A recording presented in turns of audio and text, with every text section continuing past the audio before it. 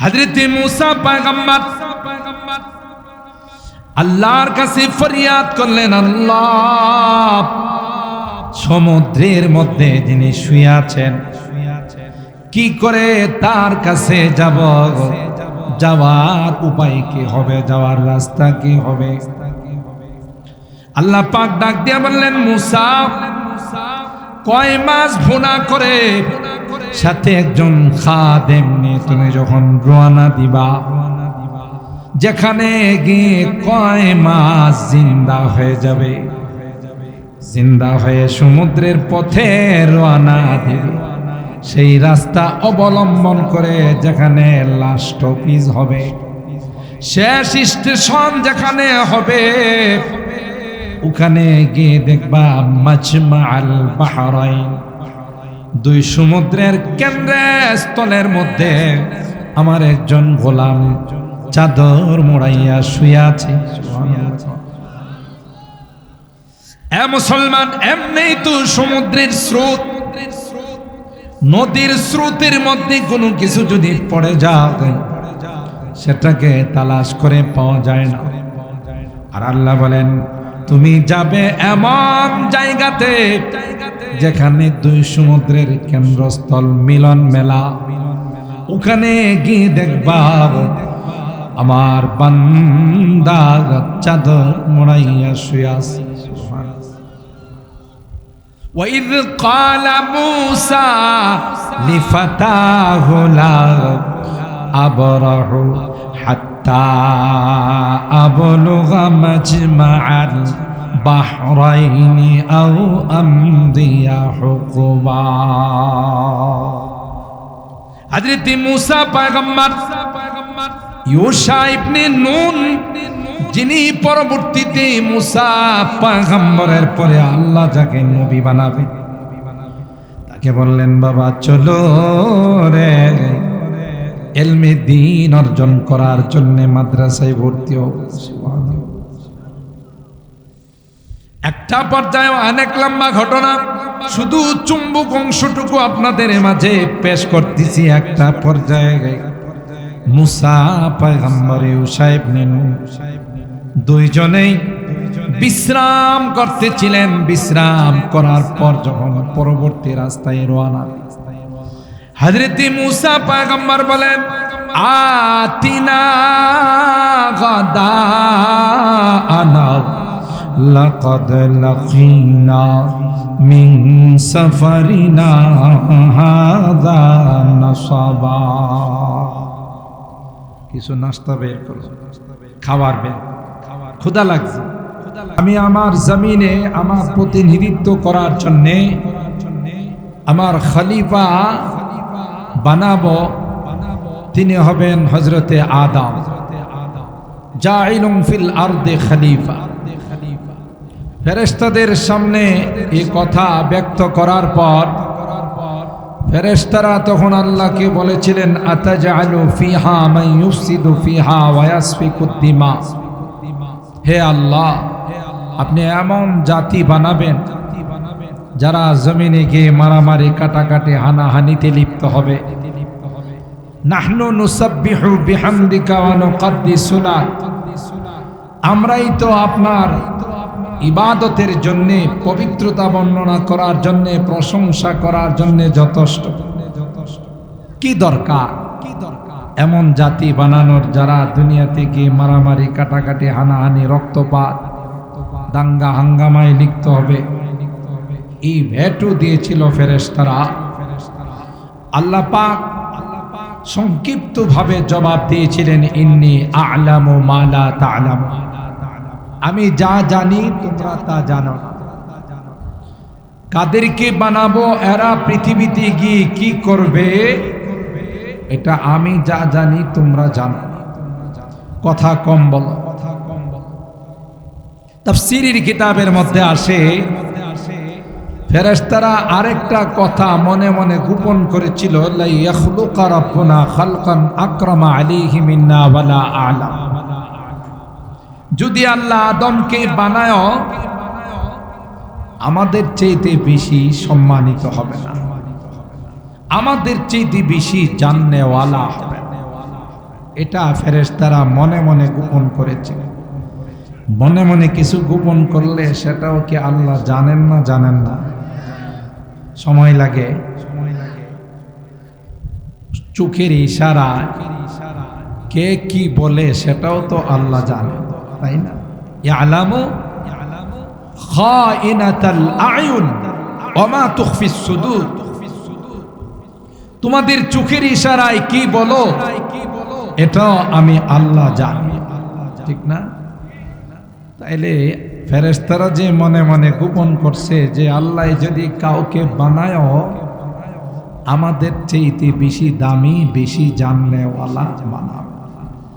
আর এই শব্দটা আল্লাহর কাছে পছন্দনীয় নয়। কেউ নিজেকে এই কথা বলা, আমি অনেক জানি, আমি অনেক বেশি সম্মানিত, ফালা তুযাক্কু আনফুসাকুম হুয়া আ'লামু বিমান ইত্তাকা।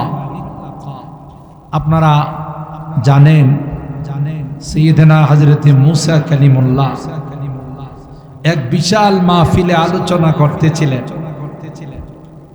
শ্রোতা একজন বললেন, ওগো আল্লাহর পয়গম্বর, আপনি যে সুন্দর আলোচনা পেশ করলেন, এই জামানায় আপনার চাইতে বেশি জাননেওয়ালা কেউ আছে?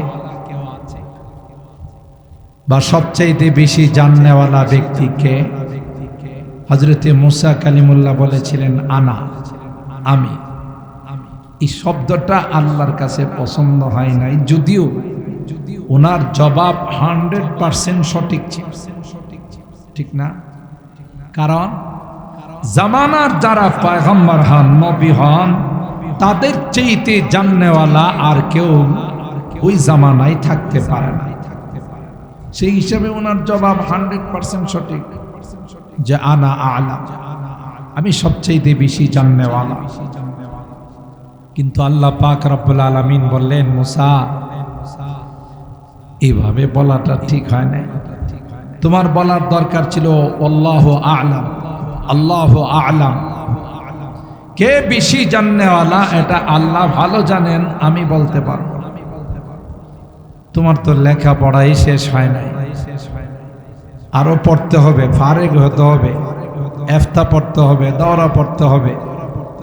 সেই জন্য একটা মাদ্রাসা আছে সমুদ্রের নিচে, প্রিন্সিপালও ওখানে শুয়ে আছে। তুমি ওখানে গিয়ে ওনার কাছে আবদার করো, ওনার মাদ্রাসায় তোমাকে ভর্তি করে কে। আল্লাহ তাবিউকা আলা আন তুআল্লিমানি মিম্মা উল্লিমতা রুশদা। হযরত মূসা পয়গম্বর আল্লাহর কাছে ফরিয়াদ করলেন, আল্লাহ, সমুদ্রের মধ্যে যিনি শুয়ে আছেন, কি করে তার কাছে যাব? যাওয়ার উপায় কি হবে? যাওয়ার রাস্তা কি হবে? আল্লাহ পাক ডাক দিয়ে বললেন, মূসা, কয় মাছ ভুনা করে সাথে একজন খাদেম নিয়ে তুমি যখন রওনা দিবা, যেখানে গিয়ে কয় মাছ জিন্দা হয়ে যাবে, জিন্দা হয়ে সমুদ্রের পথে রওনা দিবে, সেই রাস্তা অবলম্বন করে যেখানে লাস্ট অফিস হবে, শেষ স্টেশন যেখানে হবে, ওখানে গিয়ে দেখবা মাজমাআল বাহরাইন, দুই সমুদ্রের কেন্দ্রস্থলের মধ্যে আমার একজন গোলাম চাদর মোড়াইয়া শুয়ে আছে। এ মুসলমান, এমনি তো সমুদ্রের স্রোত, নদীর স্রোতের মধ্যে কোনো কিছু যদি পড়ে যায় সেটাকে তালাশ করে পাওয়া যায় না। আর আল্লাহ বলেন, তুমি যাবে এমন জায়গাতে যেখানে দুই সমুদ্রের কেন্দ্রস্থল মিলন মেলা, ওখানে গিয়ে দেখবা আমার বান্দা চাদর মোড়াইয়া শুয়ে আছে।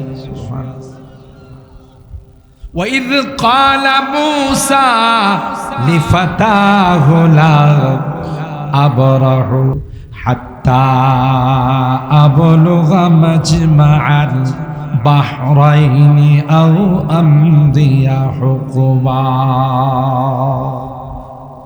হযরত মুসা পয়গম্বর ইউশা ইবনে নুন, যিনি পরবর্তীতে মুসা পয়গম্বরের পরে আল্লাহ যাকে নবী বানাবে, তাকে বললেন বাবা চলো রে ইলমে দ্বীন অর্জন করার জন্য মাদ্রাসায় ভর্তি হও।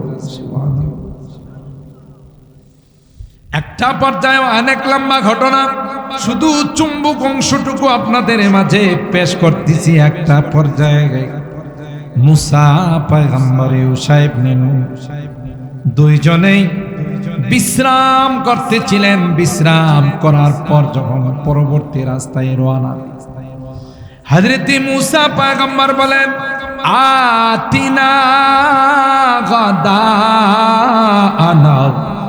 লাকাদ লাকিনা মিন সাফারিনা হাযা নাসাবা। কিছু নাস্তা বের করো, খাবার বের, ক্ষুধা লাগছে। খাবার বের করতে গিয়ে খাদেমে দেখে কয় মাছ নাই।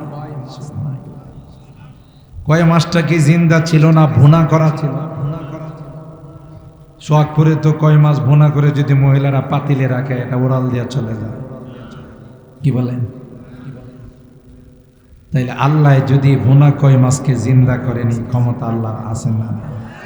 আল্লাহ পারেন না? পারেন। ওই কই মাছটা জিন্দা হয়ে সমুদ্রের পথে রওনা দিছে। ফাত্তাখাযা সাবিলাহু ফিল বাহরি সারাবা। যে দিক দিয়া কই মাছটা সুরুং পথে রওনা দিছে, পানি পথে রওনা দিছে, আল্লাহ এই জায়গাটাকে সুরুং পথ বানায় রাখছে। সুবহানাল্লাহ। চট্টগ্রাম গেলে কর্ণফুলী টানেল, এটার আগের নাম ছিল বঙ্গবন্ধু টানেল, এখন এটা হলো কর্ণফুলী টানেল। এটা টোটাল নদীর মাঝখানে, নদীর ভিতর দিয়ে একটা রাস্তা করছে। এটা বাংলাদেশের মধ্যে একমাত্র রাস্তা যেটা নদীর ভিতর দিয়ে, সমুদ্রের ভিতর দিয়ে রাস্তা গেছে। এটাকে বলে ফাত্তাখাযা সাবিলাহু ফিল বাহরি সারাবা। এটাকে সারাব বলে। নদীর ভিতরে, সমুদ্রের ভিতরে সুরুং পথ বানিয়ে দাও। মাছটা যে দিক দিয়ে গেছে, আল্লাহ ওই দিক দিয়ে সুরুং পথ বানায় গেছে।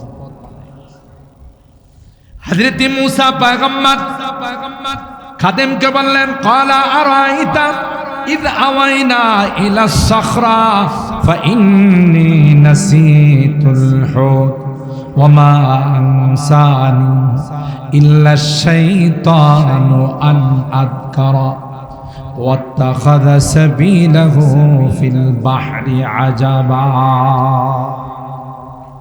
হযরত মুসা যখন বললেন তোমাকে না বললাম যেখানে মাছটা জিন্দা হয়ে সমুদ্রে পথে রওনা দিবে, আমাকে তুমি মনে করাইবা।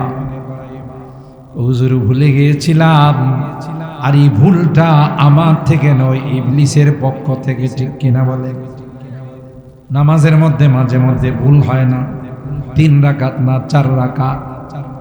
এই ভুলটার পিছনে অবদান কার? মিস্টার ইবলিসের। কথা বলেন ঠিক কিনা? হাদিসের মধ্যে আল্লাহর হাবিব বলেন, বান্দা যখন নামাজে দাঁড়ায়, ইবলিস আয়েশা তাকে বলে উযকুর কাযা উযকুর কাযা, ওইটা মনে কর, এটা মনে কর।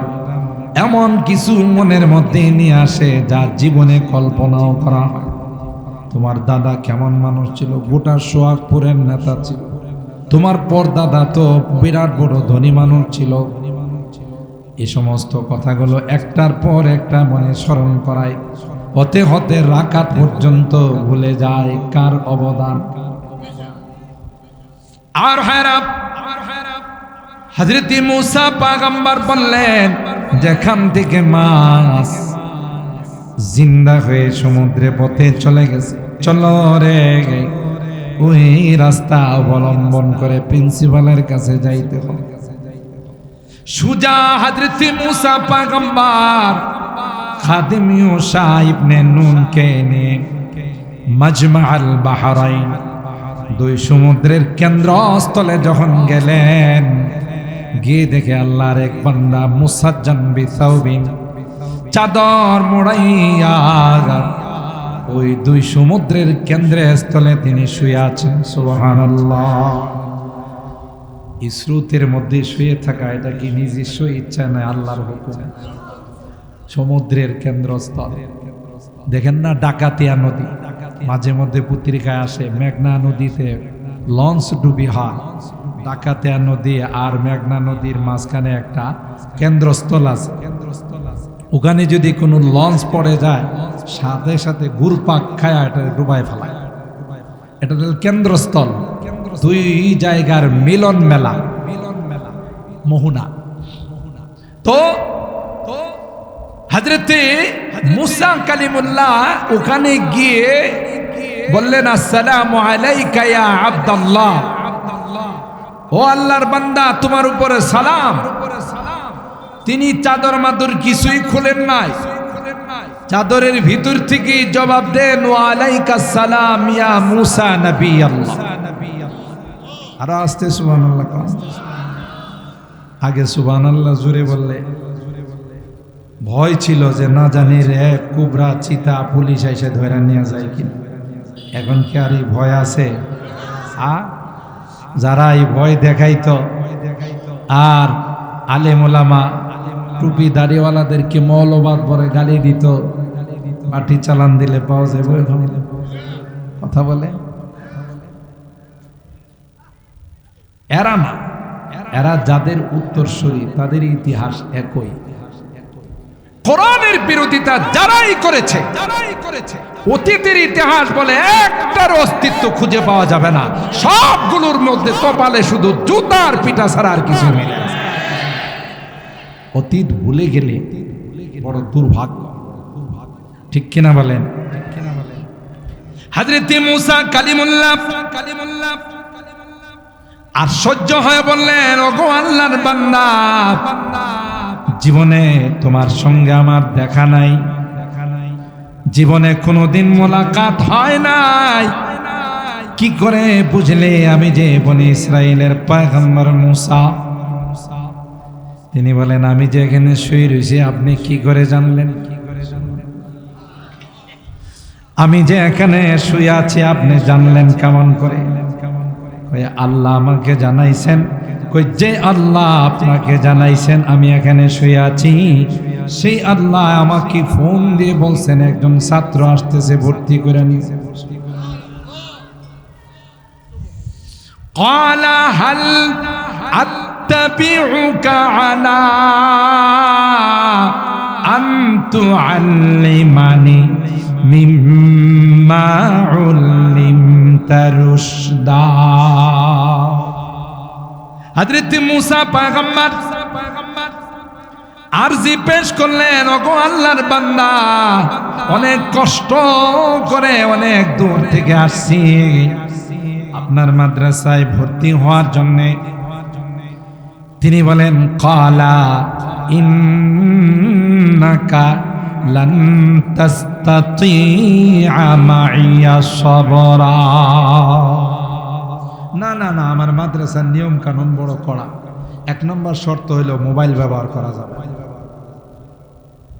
এখনকার ছাত্রদেরকে যদি বলা হয় বাবা তোমার মোবাইল ধরা পড়ছে, দেওয়া যাবে না। হুজুর মোবাইলটা দেন, প্রয়োজনে মাদ্রাসা থেকে চলে যাব। কথা কয় না। মোবাইলের এতটাই পাগল, প্রয়োজনে মাদ্রাসা ত্যাগ করতে রাজি, কিন্তু মোবাইল ত্যাগ করতে রাজি।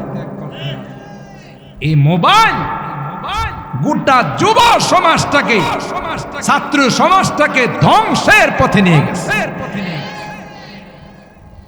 আর শয়তান এতটাই চালু, এই শয়তান মোবাইলের মাধ্যমে মুসলমানদের মসজিদের মধ্যে গান ঢুকিয়ে দিয়েছে। যত খারাপ লোকই হোক, কেউ কখনো মসজিদের ভিতরে গান বাজানোর দুঃসাহসিকতা দেখাবে না, স্পর্ধা দেখাবে না। কিন্তু এখন নামাজে ইমাম সাহেব আল্লাহু আকবার কয়, আর এই দিদা শোনা বন্ধুর গান শুরু হয়, হিন্দি গান শুরু হয়। এটা হলো শয়তানের পুলিশ, ঠিক কিনা বলে? শয়তানের কাজ করছে। কয় তুমি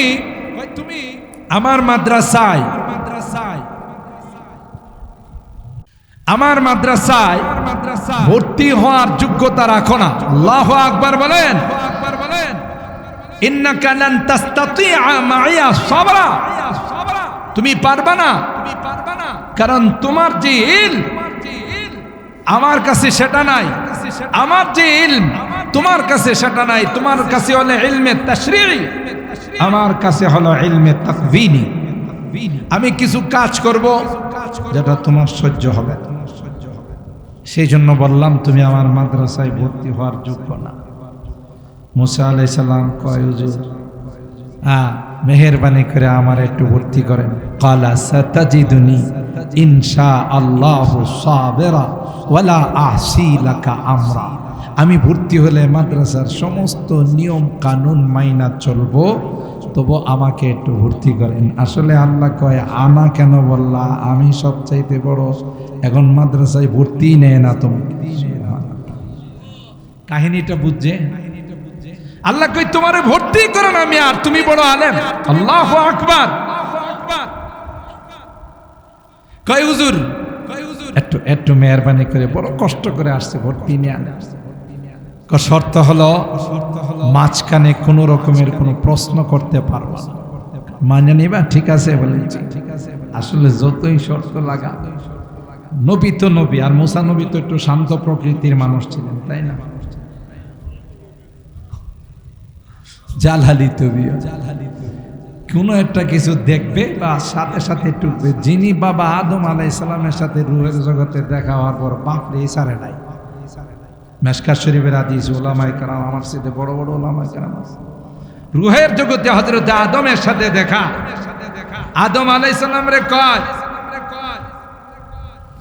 আপনি আমাদের বাবা আদম, আনতা আবুনা ওয়া সাইয়্যিদুনা, খালাকাকাল্লাহু বিয়াদিহি ওয়া নাফাখা ফীকার রূহ ওয়া আসজাদা লাকাল মালায়েকা। আপনাকে আল্লাহ নিজের হাতে বানাইছেন, নিজে আল্লাহ আপনার দেহের মধ্যে রূহ দান করছে, সমস্ত ফেরেশতা দিয়ে সিজদা করাইছে। আমি আলোচনায় আসবো, মূলত তিলাওয়াত করছি। এই ঘটনার দ্বারা আল্লাহ কি মেসেজ দিতে চাচ্ছে সেটা বোঝানোর জন্য। তো আল্লাহ পাক আপনাকে বললেন, ওয়াকুলা মিনহা রাগাদান হাইসু শিতুমা, যা ইচ্ছা তা খাও, যেখানে ইচ্ছা সেখানে যাও। ওয়ালা তাকরাবা হাদিহিস শাজারা, এই গাছের ফল খাইবা দূরের কথা, ধারে কাছেও যাও। তো আপনার এতগুলো গাছের ফল দিয়া কি হয় না? পেট ভরে নাই, না করছে ওইটাও খাওয়া লাগে। সুবহানাল্লাহ কয় কেন এটা খাই? খায়া আপনি নিজেও জান্নাত থেকে বাইরেছেন, আমাদেরকেও বাইর করছেন। সুবহানাল্লাহ কইবেন না? কে বলতেছে? হযরত মুসা কালিমুল্লাহ। বাপ তো বাপই, বাপ তো পোলার মতো এরকম তাড়াহুড়া করলে হবে না, ঠিক না? হযরত আদম বলে, তুমি তো বনি ইসরাইলের জলিলুল কদর পয়গম্বর মুসা, বলেছি তোমার উপর কি আল্লাহ তাআলা আসমানি কোন কিতাব নাজিল করছেন? বলে হ্যাঁ। কি নাম? তাওরাত। ওখানে কি আদম সম্পর্কে কোনো বর্ণনা আছে? হ্যাঁ আছে। কি আছে? ফাআসা আদম ওয়া আসা আদম রাব্বাহু ফাগাওয়া। আদমরে না করব, তারপর খায়া ফেলাইব। এখানে ছোট্ট করে একটা কথা না বললে মাঝখানে যদি কেউ চলে যান, পরে ভুল মেসেজ নিয়ে যাবে। যেমন আমাদের দেশে এক শ্রেণীর ইসলাম প্রতিষ্ঠা করার একটা দল আছে, এরা বলেন যে কোই ভি তানকিস সে বালাতর নাহি, নবী সহ পৃথিবীর কেউ সমালোচনার ঊর্ধ্বে নয়। আপনাদের নাউজুবিল্লাহর আওয়াজে মনে হয়েছে রোজাই খাইছে।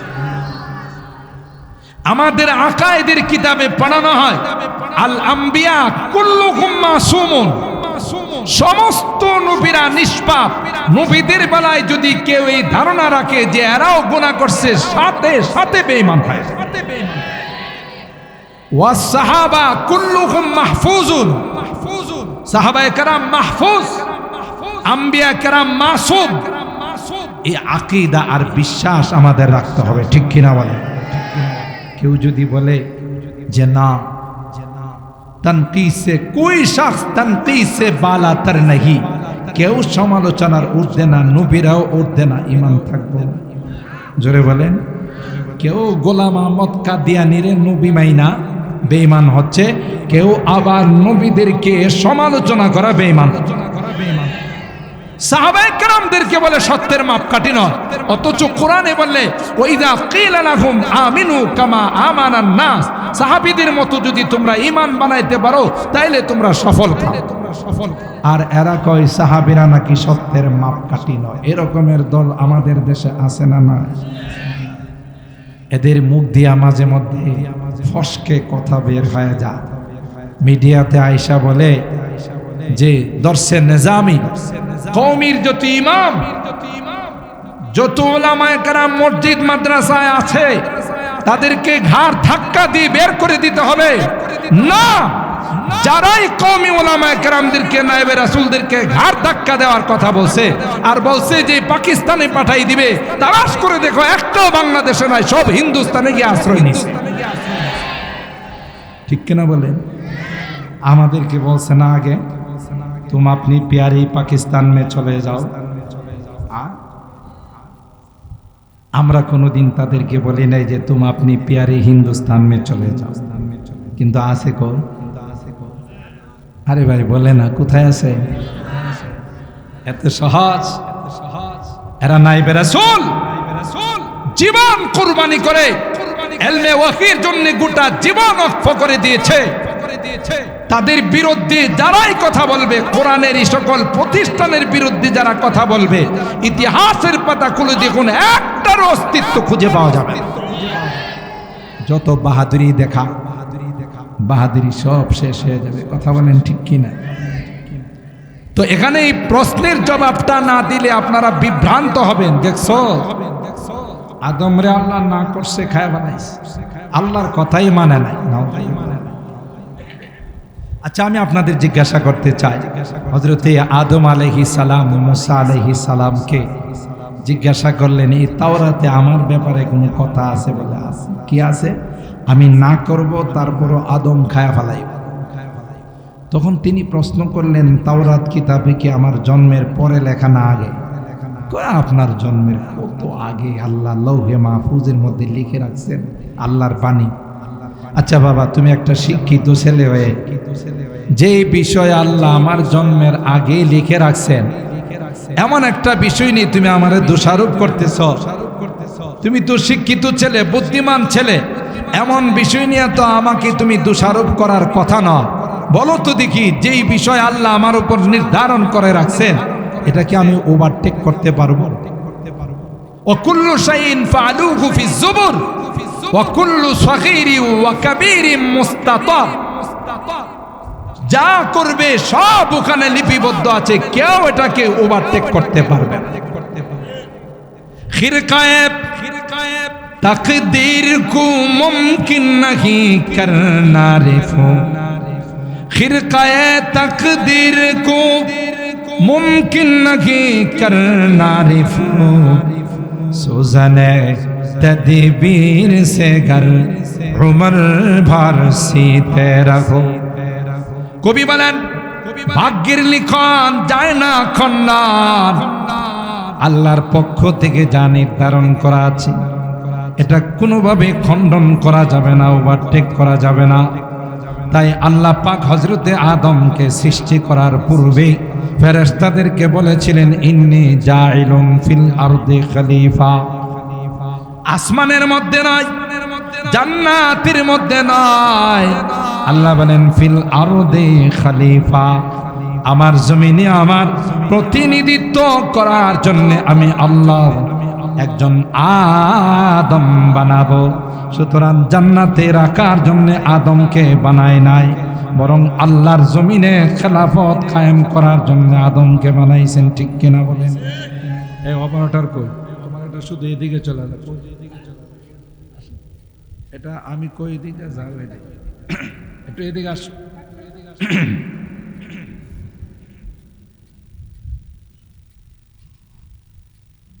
এই যে দেখেন বাঁকা হয়ে রয়েছে এটা আস্তে আস্তে ওই অপারেটর দিকে যায় ওর মাল তো ওর কাছে যায় এই যে দেখছো এটা বাঁকা এদিকে জায়গা, এটা সোজা করো, টাইট দাও, আর একটু উঁচা করো, আর একটু উঁচা করো, বাস বাস, টাইট দাও একবার,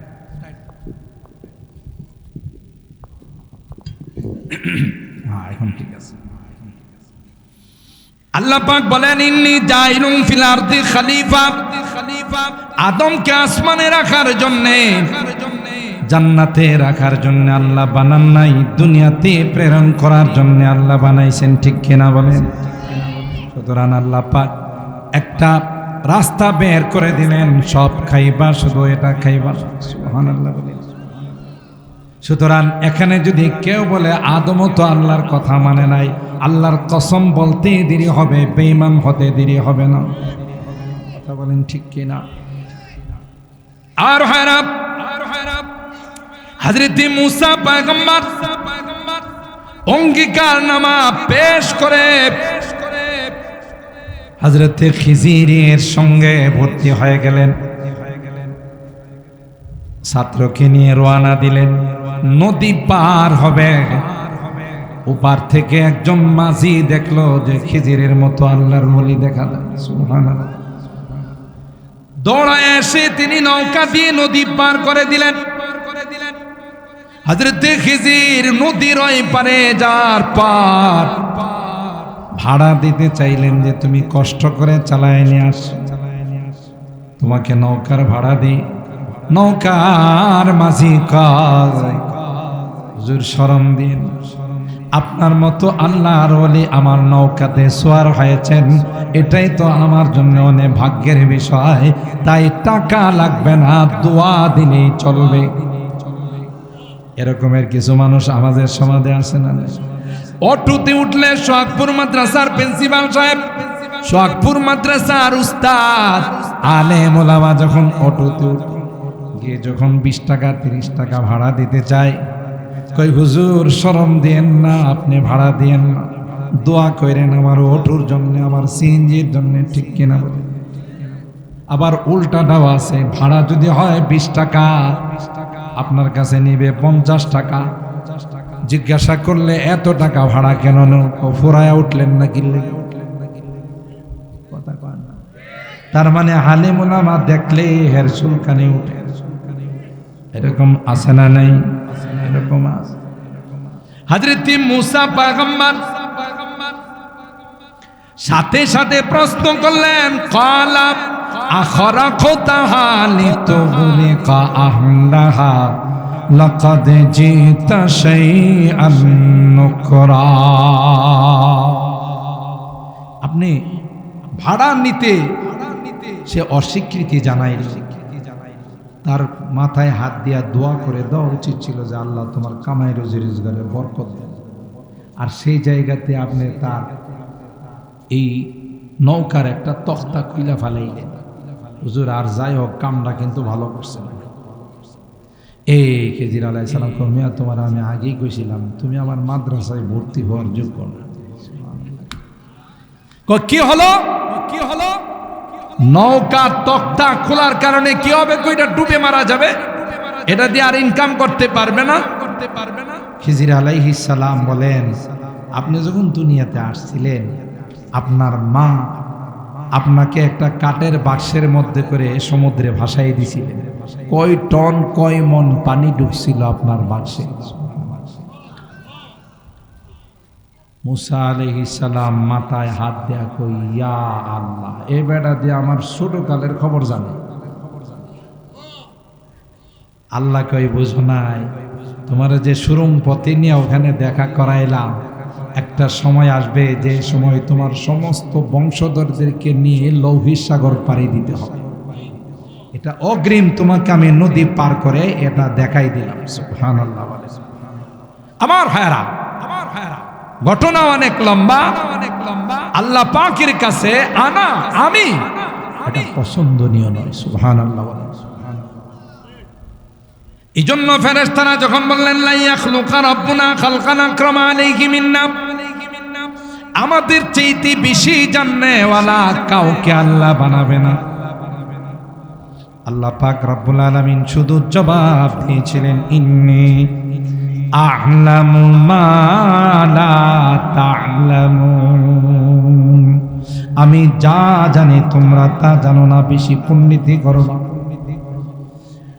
আল্লাহ পাক মুখে কোনো জবাব না দিয়ে প্র্যাকটিক্যালে বাস্তবে আল্লাহ পাক জবাব দিলেন। একটা বিশাল মাজলিস কায়েম করলেন, ক্লাস দানের ব্যবস্থা করলেন, যেখানে সমস্ত ছাত্র হলো নূরের ফেরেশতারা, একজন মাত্র ছাত্র হলো মাটির আদম। ওয়াল্লামা আদামাল আসমাআ কুল্লাহা সুম্মা আরাদাহুম আলাল মালাইকা ফাকালা আম্বিউনি বিআসমাই হাউলা ইন কুনতুম সাদিকিন। সমস্ত বস্তুর নাম শিখাইলেন। ওই ক্লাসের মধ্যে নাম শেখানোর পর আল্লাহ সুম্মা আরাদাহুম আলাল মালাইকা, বস্তুগুলোকে আল্লাহ পাক মুসাম্মায়াত গুলোকে ফেরেশতাদের সামনে পেশ করে দিয়ে বললেন, তোমরা সমস্ত বস্তুর নামগুলো আমাকে শোনাও। ভাই আল্লাহ বলেন, না না, কেউ পারে না, একটা বস্তুর নাম ফেরেশতারা শুনাইতে পারে না। একটা পর্যায়ে তারা সারেন্ডার করলো, কালো সুবহানাকা লা ইলমা লানা ইল্লা মা আল্লামতানা ইন্নাকা আনতাল আলিমুল হাকীম। সারেন্ডার করে বলল, আল্লাহ আমরা কিছুই জানি না, কি শিখেছিলে ভুলে গিয়েছিলাম, কোন বস্তুর নাম শোনানো আমাদের পক্ষে সম্ভব নয়। আল্লাহ পাক আদমকে ডাক দেয়া বলে, ইয়া আদম আম্বিউহুম বিআসমাইহিম। আদম, তুমিও তো ক্লাসের মধ্যে ছিলা, তোমার পক্ষে কি সম্ভব হবে এগুলোর নাম শোনানো? আল্লাহু আকবার বলেন। হযরত আদম আলাইহিস সালাম বলতে দেরি হয়, সমস্ত বস্তুর নাম ফাসাম্মা কুল্লা শাইইন বিইসমিহি ওয়া হিকমাতিহি আল্লাতী খুলিকা লাহা। হযরত আদম শুধু বস্তুর নাম নয়, কোন বস্তুটা কত প্রকার এবং কাকে কি জন্য বানাইছেন, কখনো আল্লাহর কাছে আরবিতে বলে, কখনো ইংরেজিতে বলে, কখনো বাংলাতে বলে, কখনো হিন্দিতে বলে, কখনো উর্দুতে বলে, কখনো ফার্সিতে বলে। সুবহানাল্লাহ। তাফসীরের কিতাবের মধ্যে আসে, হযরত আদমের সন্তান কিয়ামত পর্যন্ত যতগুলো ভাষা ব্যবহার করবে, সমস্ত ভাষায় আল্লাহর কাছে হযরত আদম সমস্ত বস্তুর নাম এবং তার প্রকার, কোনটা দিয়ে কি কি কাজ করা হয়, সবগুলো এক শ্বাসে আল্লাহর কাছে শোনাই দিলে। তাহলে আল্লাহর বোর্ডের মধ্যে এক নাম্বার হলো কে? কথা কয় না, মাটির আদম ফার্স্ট ক্লাস হয়েছেন। কিসের দ্বারা? অস্ত্রের দ্বারা, নিজের বাহুবলের দ্বারা না, ইলমে ওহীর দ্বারা। গোটা সাত আসমানকে হযরত আদম আলোকিত করে ফেলছেন। সুবহানাল্লাহ। আল্লামা রুমি রাহমাতুল্লাহি আলাইহি বলেন, আদমে খাকিজে হক আমুক্তিল, আদমে খাকিজে হক আমুক্তিল, তব হাফতম আসমা আফরুক্তিল। মাটির আদম গোটা সাত আসমানকে ইলমে ওহীর আলোর দ্বারা, ইলমে নববীর আলোর দ্বারা গোটা সাত আসমানকে তিনি আলোকিত করে ফেললেন। তাইলে বোঝা গেল আদম সমস্ত বস্তুর নাম শোনায়া আল্লাহর বোর্ডের মধ্যে এক নাম্বার হয়ে গেলেন। সুবহানাল্লাহ। এক নাম্বার হলে মাদ্রাসার পক্ষ থেকে পুরস্কার দেয় না দেয়? সোহাগপুর দারুল উলুম মাদ্রাসা থেকে যারা এদারাতে এক নাম্বার হয়, বেফাকে এক নাম্বার হয়, মাদ্রাসা কর্তৃপক্ষ তাদেরকে পুরস্কার দেয় না দেয়? আল্লাহ বলেন আদম আমার বোর্ডের মধ্যে 1 নাম্বার হয়েছে, তাকে আমি পুরস্কার দেব। সুবহানাল্লাহ। কি পুরস্কার? ওয়াইয কুলনা লিল মালাইকাতি ইসজুদু লি আদামা ফাসাজাদু ইল্লা ইবলিস। এক গুলিয়ে 2 শিকার ফেরেশতাদের দাঁত ভাঙ্গা জবাব দিলেন, মাস্তানি করার সময় তো ঠিকই বলছিলা আমাদের চাইতে বেশি জাননেওয়ালা নাই, কাজে কর্ম তো ঠুসঠাস। কথা বলেন ঠিক কিনা? জবাব তো দিতে পারলা না। জবাব তো দিল আদম, তোমরা তো ওখানে কোনো সবক শোনাইতে পারলা না। তাই সকলে মিলে আদমকে সিজদা করে সম্মান জানালো। সুবহানাল্লাহ। মুহতারাম হাজিরিন, আমার বলার উদ্দেশ্য হলো পৃথিবীর মধ্যে সবচাইতে দামি, পৃথিবীর মধ্যে সবচাইতে মর্যাদাওয়ালা আল্লাহ রাব্বুল আলামিন বানিয়েছেন যারা মাদ্রাসায় পড়ে এবং পড়ায়, কোরআন যারা পড়ে এবং পড়ায়, গোটা বিশ্বের সমস্ত প্রাণীরা তাদের জন্য দোয়া করে। সুবহানাল্লাহ বলেন।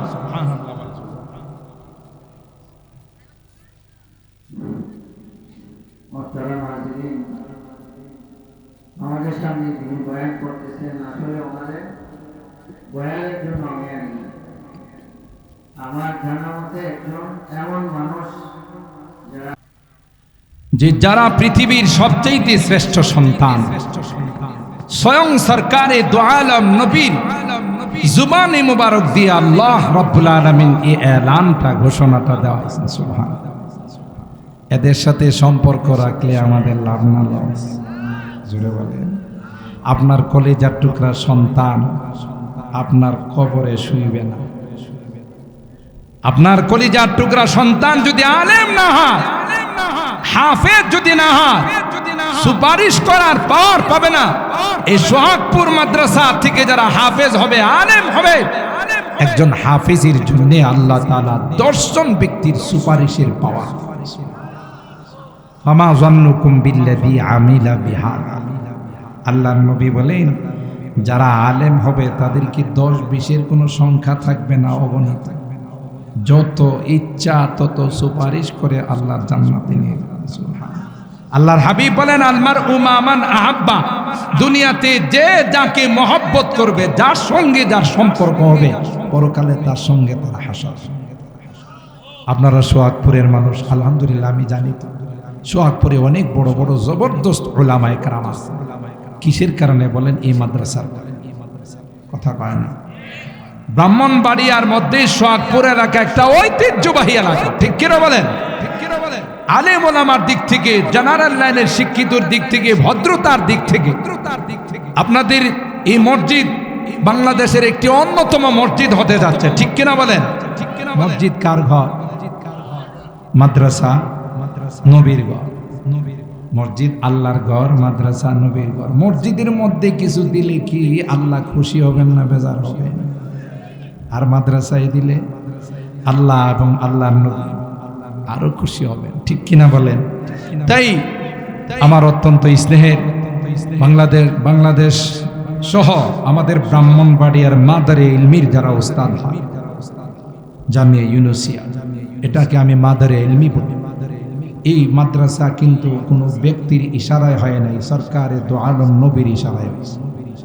আপনারা জানেন জামিয়া ইউনুসিয়া, হযরত ইউনুস রাহমাতুল্লাহ আলাইহি বাংলাদেশের নাগরিক নয়, তিনি ইন্ডিয়ান নাগরিক।